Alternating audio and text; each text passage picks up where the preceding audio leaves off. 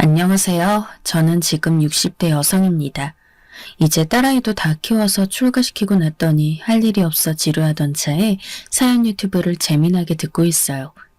그러던 중 제가 겪었던 일도 한 번쯤 나눠보면 어떨까 싶어 사연을 써봅니다. 저는 20 초반에 결혼했어요.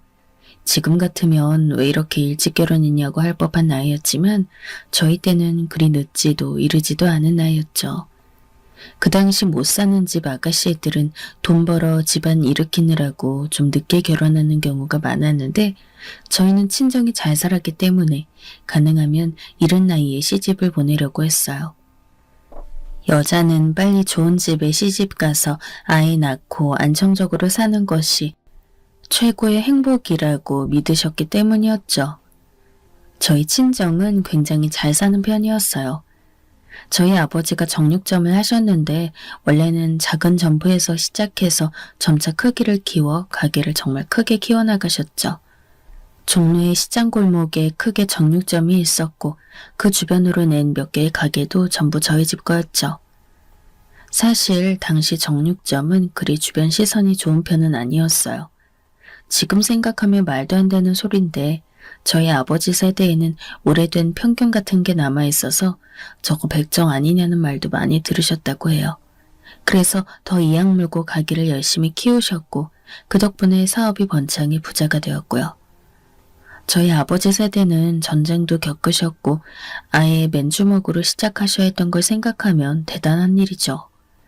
그래서 저희 부모님은 출신에 대한 열등감이 있으셨어요. 정육점으로 돈도 많이 벌었고 스스로 그 직업을 부끄럽게 생각하지 않으려 노력했지만 그래도 그 주변 시선이나 사회적인 평가라는 게 이겨내기 어려운 게 당연하죠. 저희는 친정에 자매가 셋에 막내 남동생이 하나 있었는데 부모님은 저희가 아주 좋은 집으로 혼처를 구해 결혼하길 바라셨어요.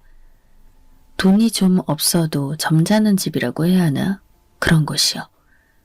전 셋째 딸이었는데 첫째 언니는 그래서 교사 남편의 시부모님도 교사였던 집으로 시집갔어요. 둘째 언니는 은행원 남편의 그냥 평범한 장사하시는 시부모님 밑으로 들어갔고요. 저희가 굉장히 돈 많았던 거에 비하면 무척 약소한 혼처들이었죠. 저희 부모님은 너무 시댁이 잘나서 저희가 기죽길 바라지도 않았고 저희와는 달리 출신이 점잖고 얌전한 집안이길 바라셨어요.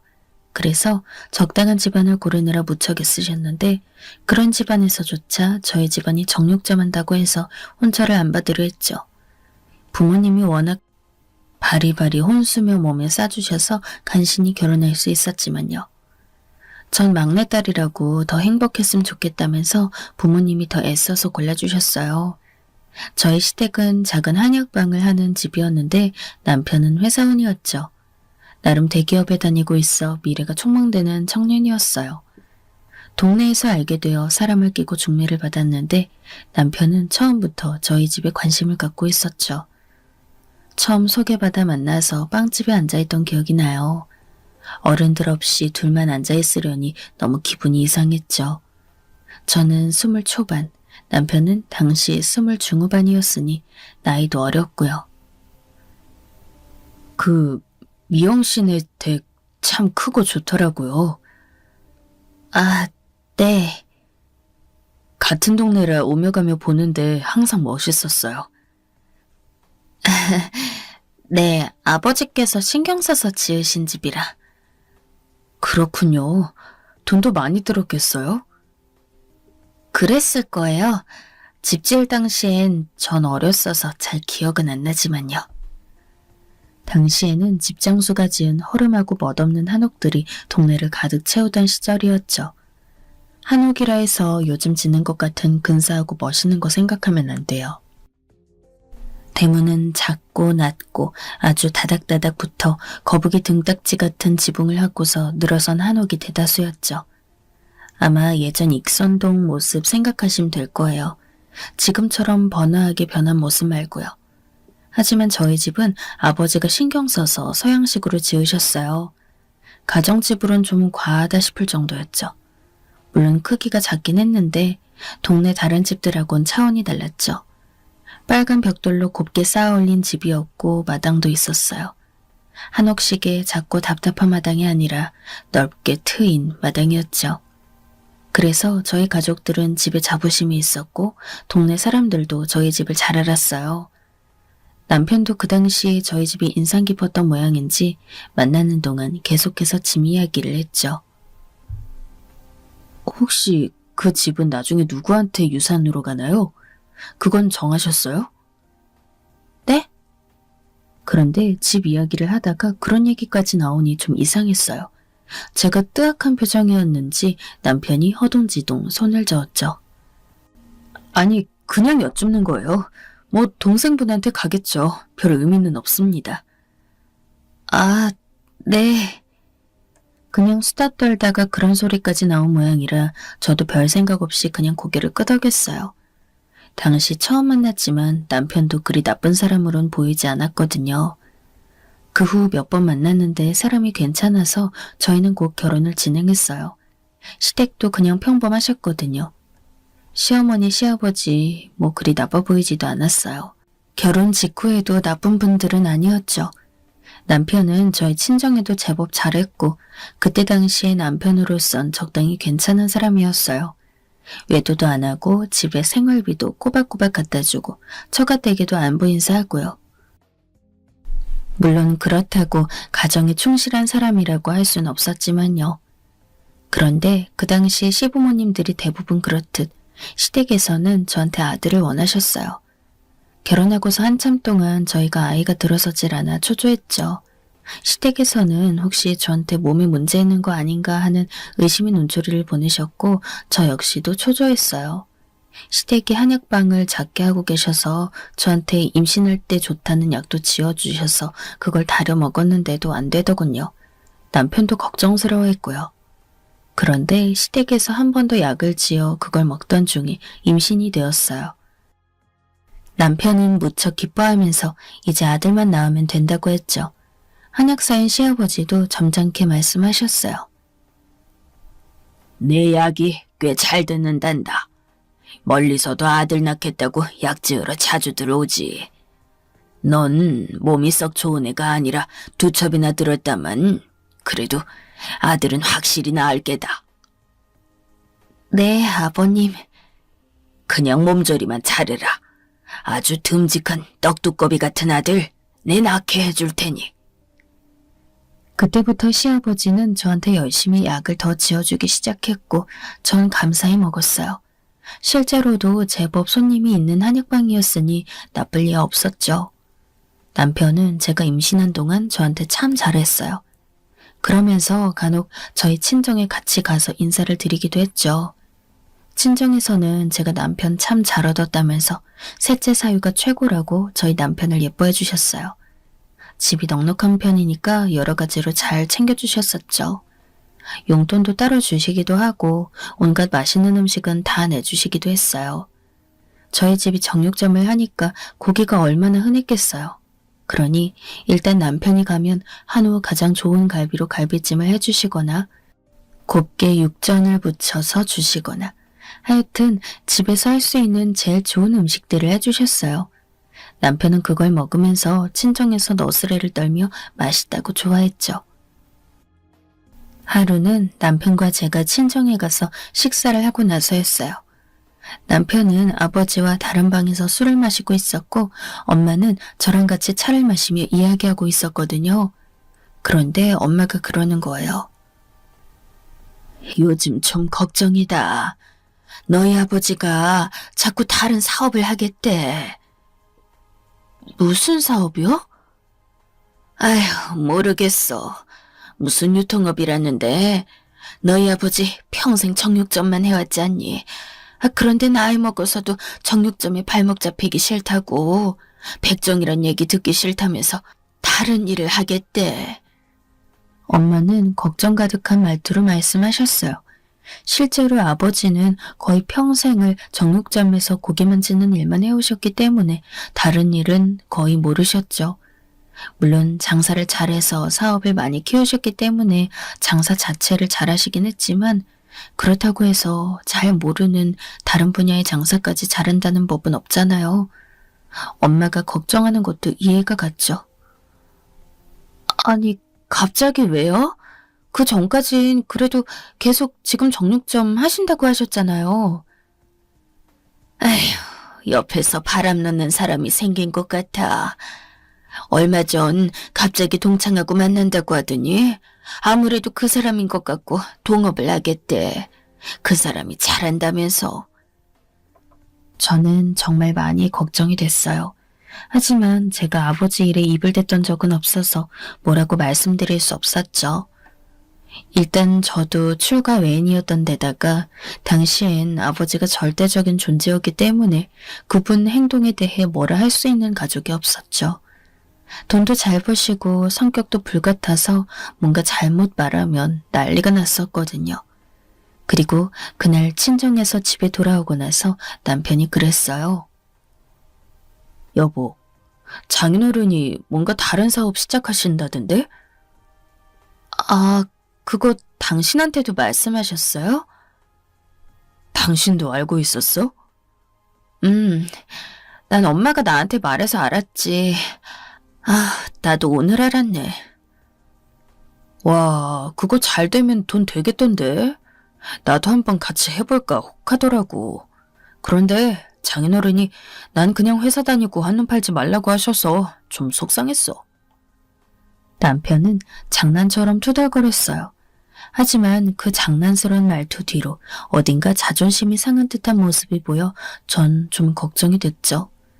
남편은 대기업에서 일한다는 것 때문에 자존심이 상당히 셌는데 아버지한텐 사업 참여를 이런지하에 거절당한 모양이었죠. 뭐 저라도 사업 전혀 모르는 젊은 사위라면 같이 일하고 싶지 않을 법했어요. 위험성이 높은 사업이니까 그렇겠죠. 엄마가 그러는데 아무래도 걱정된대. 뭐? 우리 아버지 평생 정육점만 하셨으니까 그 외의 일은 잘 모르시니까요. 하면서 남편이 소리를 내더니 찬찬히 절 훑어봤어요. 만약에 사업 잘못될 수도 있단 거요? 그럼 저같이 위험하잖아. 아, 그렇지. 그래서 엄마가 걱정이더라고. 남편은 뭔가 생각하는 눈치였어요. 전 그래도 그게 저의 친정을 걱정해주는 건가 싶어 좀 고마웠죠. 그 후로는 아버지의 사업 이야기는 저한테까지 들려오지 않았어요. 저는 걱정 반, 그래도 잘 하시겠지 싶은 마음 반으로 기다렸죠. 그 사이 저는 막달이 되었고 곧 출산을 했어요. 그러나 기대와는 달리 태어난 아이는 딸이었죠. 제가 당연히 아들을 낳을 거라 잔뜩 기대하고 있던 시댁 부모님은 너무 실망한 얼굴이었어요. 아니, 내가 그렇게나 한약을 많이 먹였는데 대체 어떻게 된 거냐? 아, 죄송해요, 아버님. 얼마나 몸이 안 좋고 병이 있으면 그걸 그리 먹고도 애가 딸을 낳아. 아이, 세상에. 시아버지는 모든 게 다 제 건강이자 유전자 탓이라며 자신의 약이 그렇게도 효험이 있는데 이런 결과를 가져온 것은 모두 산모인 제 탓이라고 했어요. 전 그렇게나 오랫동안 기다리던 아이가 아들이 아니라 딸이란 사실 때문에 구박을 받으며 혼자 울었죠. 아이를 낳았는데도 축하도 받지 못하는 제 처지도 슬펐고 태어나서도 전혀 사랑받지 못하는 제 갓난 딸에도 너무 가여웠어요. 하지만 시부모님도 얼마 뒤엔 좀 진정하려 노력하면서 말씀하셨죠. 그래, 일단 첫애는 딸을 낳았으니 둘째는 아들을 낳도록 해보자꾸나. 아직 네가 어리고 하니 얼마든지 가능성은 있을 게다. 그래, 너희 친정에서 돈 내서 병원에 가서 진찰도 받고 하면 나아지겠지. 시부모님은 혀를 차셨어요. 그건 저한테 들어간 한약 비용만 해도 엄청나다면서요. 하지만 그만큼의 말씀만으로도 전 숨통이 트여서 그래도 이 집안에서 제가 이혼 안 당하고 살 수 있겠구나 싶었죠. 남편도 애가 딸이란 사실에 무척 한심하다는 듯 혀를 찼지만 그래도 어쩔 수 있냐면서 어깨를 으쓱했어요. 저는 간신히 갓난 딸애를 안고서 다음 아이를 기약하면 되나 보다 싶었죠. 그런데 그때 하필이면 저희 친정에서 충격적인 소식이 들려왔어요. 저희 아버지 사업이 완전히 망해버렸다는 이야기였죠. 당시 저희 집엔 그래도 전화가 있었어요. 시댁에서 분가하고 살고 있어 다행이었죠. 갑자기 전화가 시끄럽게 울려 받았는데 친정엄마였어요. 엄마, 무슨 일이에요? 예, 큰일 났다. 큰일 났어. 전화 받자마자 엄마가 한탄하셨죠. 엄마 목소리가 떨리고 있어 처음 받으면서부터 저는 뭔가 일이 잘못되었다는 걸 알았어요. 하지만 우리 집에 큰일 날 게 없어서 전 혹시 누가 쓰러지시기라도 했나 싶어 걱정이 됐죠. 왜요, 엄마?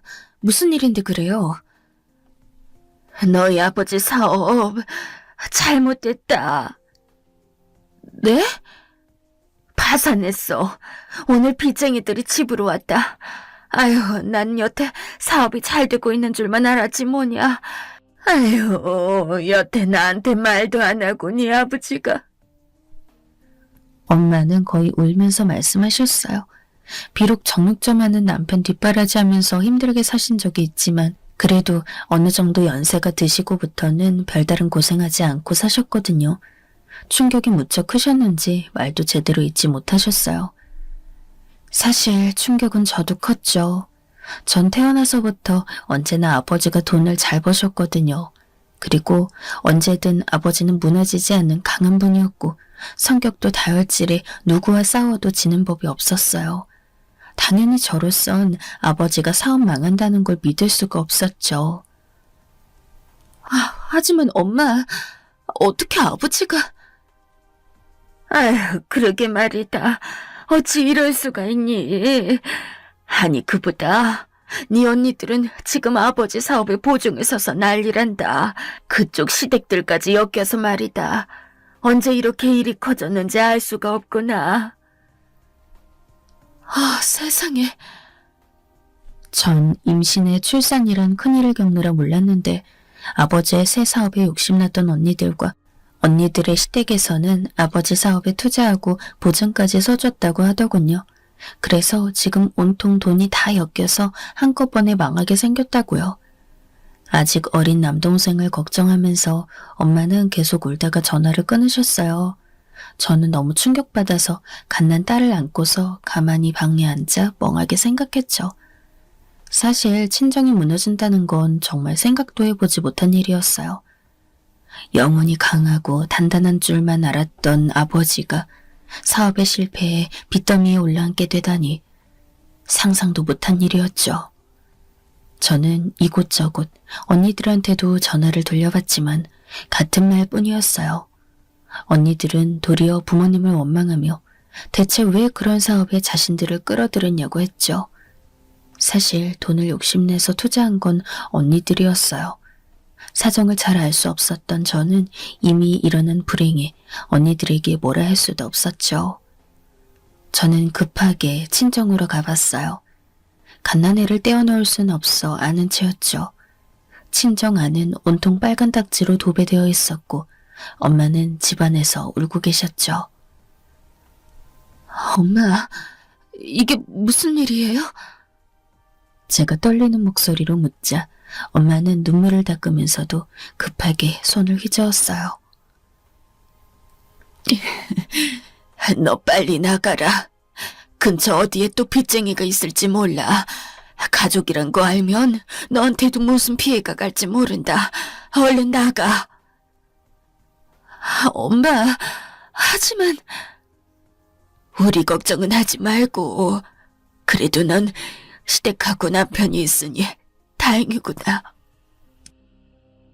가슴이 너무 아팠어요. 하지만 저 역시 시댁과 남편이 절 홀대하고 있어서 불안하기 그지없었죠. 아이도 딸을 낳아서 더했어요. 저는 결국 울면서 집으로 돌아왔죠. 그 다음날 남편이 있을 때 전 힘들게 남편에게 친정일을 말했어요. 이제 친정에 가지 못할 것 같고 당분간 상황을 지켜봐야 할 것 같다고요. 남편은 제 말을 듣고 얼굴색이 변하더니 곧 저희 집으로 전화를 했어요. 하지만 받지 않으셨고 남편은 정말 뭔가 일이 잘못되었구나 하는 걸 눈치챈 것 같았어요. 아니, 그러면 빚쟁이들이 집까지 찾아왔다고? 네, 지금 우리 언니들까지도 전부 빚에 휘말려서 난처해진 상황인가 봐. 큰일이네 정말. 그럼 우리 뭐 유산 받는 거 그런 것도 다 날아간 거야? 유산이요? 갑작스러운 남편의 말에 전 깜짝 놀랐어요. 아직 저희 부모님 정정하신데 지금 그런 이야기를 꺼낼 때는 전혀 아니었거든요. 하지만 남편은 정말 심각한 얼굴로 눈을 찌푸렸어요. 장인어른이 나중에 미리 챙겨주시겠다고 했어. 나하고 술 드시면서. 그런데 그게 다 날아간 거잖아, 지금. 아니, 그건 지금 그런 걸 말할 때는 지금 말해야지. 당신처럼 애도 잘 못 낳고 거기다 딸만 낳은 여자하고 사는 이유가 뭔데? 남편은 얼굴을 잔뜩 찡그렸어요. 화가 잔뜩 나서 남편은 짜증을 내며 일어섰죠. 하여간 당신 만나고 되는 일이 없어.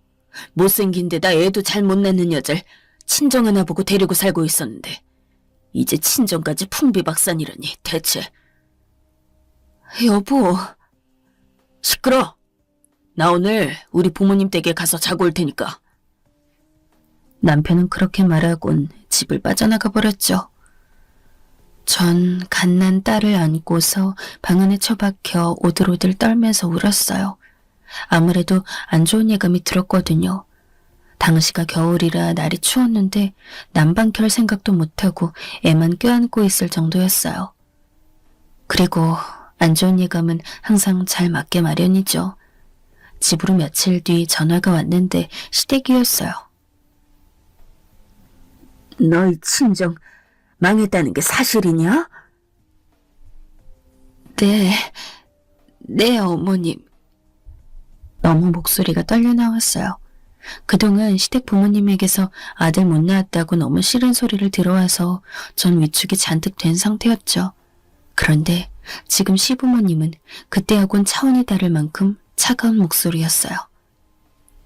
세상에, 어쩜 넌 아무것도 제대로 되는 게 없니? 어머님, 죄송해요. 애도 못 낳더니 기껏 낳은 건 딸이고 집안 살림도 엉망에 친정은 망하고 너 정말 너한테 아군 따라다니는 거 아니니? 어머님, 저 그렇지 않아요. 제가 열심히 할게요. 에휴, 너처럼 더러운 앤 처음 보구나. 처음 봤을 때부터 복없게 생기긴 했어. 안색이 어둡고 얼굴은 말라 빠져가지군. 에휴, 하여간. 그리고 곧 시어머니에게서 시아버지가 전화를 바꿨는지 일장연설을 늘어놓았죠. 취기가 잔뜩 느껴지는 목소리였어요. 너처럼 박복한 여잔 다른 집안에 들어오는 게 아니다. 너희 부모도 다 알면서 널 들여보낸 거 아니냐? 아니에요, 아버님. 정말 아니에요. 됐어. 더러운 년, 당장 이혼해라. 아버님. 더 이상 널 두고 봐줄 이유도 없다. 이제 정말 이혼할 때야. 시아버지는 그렇게 호통치고 곧장 전화를 끊어버리셨어요. 아마 시댁 부모님도 정말 저희 친정이 망했는지 알아보셨겠죠. 저는 전화를 끊고서 한참이나 울었어요. 이 겨울 돈 한 푼 없이 친정도 망한 제가 쫓겨나서 대체 어디로 갈까요? 너무 막막하고 앞길이 캄캄했어요. 저는 사회생활 한 번도 안 해본 정말 아무것도 할 줄 모르는 여자였거든요. 시부모님과 남편은 정말 말로만 하지 않고 절 말 그대로 길바닥에 내쫓았어요. 갓난 딸을 데리고서 옷까지 몇 개만 챙겨든 채였죠. 전 뭔지도 모르는 이혼 서류에 사인을 하고 그대로 빈털터리가 되어 쫓겨났어요. 쫓겨났던 날 저는 정말 죽을 거라 생각했어요. 친정으로 가보았지만 그 며칠 사이에 집은 완전 폐허처럼 조용해졌더군요. 그 사이 엄마와 아빠는 어디로 가신 건지 집은 텅 비어 아무도 대답하지 않았고 대문은 굳게 잠겨 있었어요. 언니들에게 전화해 볼 수도 없었죠. 그 집들도 이미 난리가 났을 테니까요. 저는 그래서 갓난 딸을 끌어안고 친정 대문 앞에 쪼그리고 앉아 하염없이 하늘을 올려다보았어요. 친정이 한순간에 풍비박산났다는 사실도 너무 충격이었고 시댁과 남편이 저를 정말 쓰레기처럼 버려버렸다는 것이 더 충격이었죠. 그래도 살붙이고 열심히 노력하며 부부로 가족으로 같이 살고자 했는데 전 그렇다 치고 저희 딸은 그래도 그 집안 핏줄인데 정말 아무런 의미도 없는 존재였구나 싶어 그게 그렇게 서럽고 우라통이 터지더군요. 저는 갓난 딸을 품 안에 안고서 울었어요. 아마 지나가는 사람들이 다들 거지이거나 미친 여자인 줄 알았을 거예요. 난데없이 작은 아이를 하나 안고서 엉엉 울고 있었으니까요. 울면서도 아이가 꼬물거리는 게 느껴졌어요. 딸의 체온은 따스했고 아이 특유의 전내도 나고 있었죠. 그 순간 이 아이의 목숨이 저한테 달려있다는 사실이 갑작스럽게 크게 다가왔어요. 내가 이러고 있으면 안 돼. 그 순간 저는 제가 절망했다는 사실에 흠칫 놀라고 얼른 일어났죠. 추운 곳에 한참이나 앉아있느라 몸이 삐걱댔지만 아무 생각도 안 들었던 것 같아요. 어떻게든 제가 살아야 저희 딸이 살 수 있다는 사실을 그제야 깨달았으니까요. 저는 허둥지둥 일어서서 가만히 생각해 보았어요. 그럼 내가 어떻게 해야 살 수 있을까? 그러다가 저희 아버지와 아주 친하던 아저씨가 떠올랐어요. 그 아저씨 역시 사업을 하셨는데 식품 쪽이었죠. 저희 아버지가 고기 쪽이었다면 아저씨는 식재료 쪽이었어요. 그리 머지않은 곳에 아저씨의 사무실이 있다는 사실을 어렴풋이 기억해내고 저는 염치불구하고 그곳으로 찾아갔어요. 제가 찾아가 문을 두드리자 그곳에서 아저씨가 나오셔서 놀라서 절 얼른 안으로 맞아 들여주셨죠. 아니, 너 어쩐 일이냐? 아저씨. 어릴 때부터 배워온 터라 아저씨는 저를 조카처럼 생각해 주셨어요. 이미 아버지의 사정을 알고 계신 눈치라 저는 그냥 가만히 시댁과 남편이 절 쫓아냈다는 사정을 말했죠. 어쩌다가 그런 인간 같지 않은 것들한테 시집을 갔니? 에휴, 정말 고르다 앉은뱅이를 고른다더니. 아저씨가 한탄을 하셨어요. 저도 할 말이 없어 그냥 아이만 안고서 가만히 있었죠. 아저씨의 사업은 그리 크지 않아서 아버지를 도울 수 있을 정도가 아니었어요. 내가 너희 아버지를 못 도와서 참 면목이 없다. 너 지금 갈 곳 없으면 우리 회사에서 일하면서 기숙사에 들어가지 않겠니? 그래 주실 수 있나요? 그래. 우리 공장 작게 있어서 기숙사도 작지만 있거든. 거기 잠시 있다가 내가 나중에 작게라도 집을 구해주마. 아니에요, 아저씨. 있을 곳을 권해주셨는데 이 정도면 충분해요. 정말 감사해요. 적어도 갓난 딸과 얼어 죽지는 않게 되었으니 아저씨에게 받는 것은 그것만으로도 충분했어요. 전 정말 감사하게도 공장 기숙사의 한 귀퉁이 자리를 받아 거기서 아이와 함께 먹고 잤어요.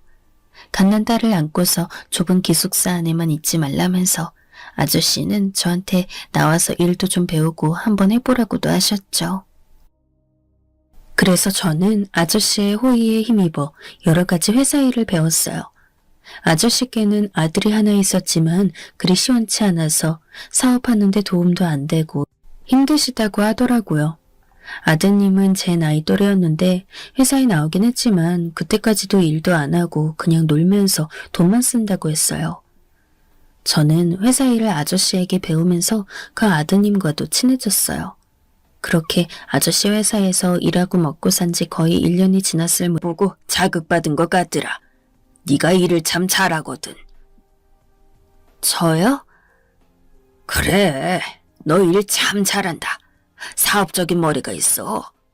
너희 아버지 피를 이어받은 티가 나. 아저씨가 그립다는 듯 말씀하셨어요.